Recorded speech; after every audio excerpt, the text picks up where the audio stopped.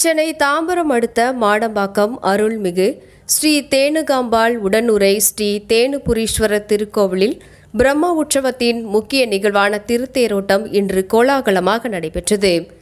ஆயிரக்கணக்கான பக்தர்கள் நமச்சிவாய நமச்சிவாய என பக்தி முழக்கமிட்டு தேரை வடம் பிடித்து இழுத்து மாட வீதிகளில் சாமி தரிசனம் செய்து பக்தி பரவசத்தில் ஈடுபட்டனர்.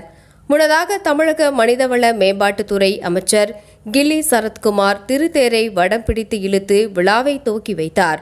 பின்னர் சுவாமி தரிசனம் செய்து பொதுமக்களுடன் இணைந்து மனமுருகி வழிபட்டார். ஆண்டின் திருத்தேரோட்டத்தின் முக்கிய சிறப்பம்சமாக கிராமத்தார்கள் மற்றும் பொதுமக்கள் பங்களிப்புடன் சுமார் 50 லட்சம் ரூபாய் மதிப்பீட்டில் புதிதாக வடிவமைக்கப்பட்ட தேர் மாட வீதிகளில் வலம் வந்து பக்தர்களை பரவசப்படுத்தியது.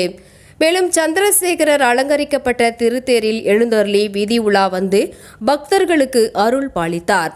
மேல தாளங்கள் முழங்க பக்தி இசையுடன் நடைபெற்ற தேரோட்டம் பக்தர்களின் ஆன்மீக உணர்வை மேலும் உயர்த்தியது.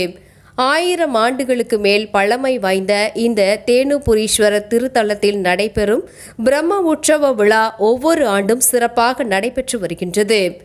கடந்த மே மாதம் தொடங்கிய இந்த ஆண்டின் விழாவும் இன்று வெகு விமர்சையாக நடைபெற்றது. இந்த திருத்தேரோட்ட விழாவில் ஏராளமான பக்தர்கள், உள்ளூர் பொதுமக்கள் மற்றும் பல்வேறு சமூக அமைப்பினரும் கலந்து கொண்டு சாமி தரிசனம் செய்தனர்.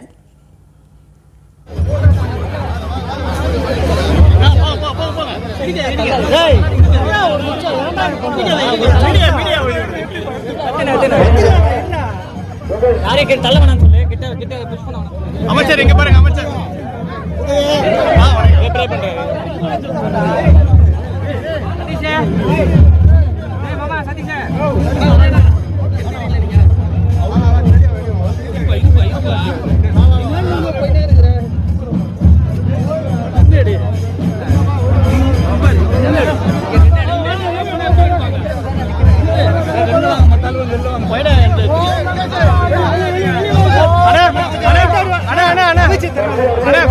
அங்க நில்லுங்கண்ணா. Okay okay.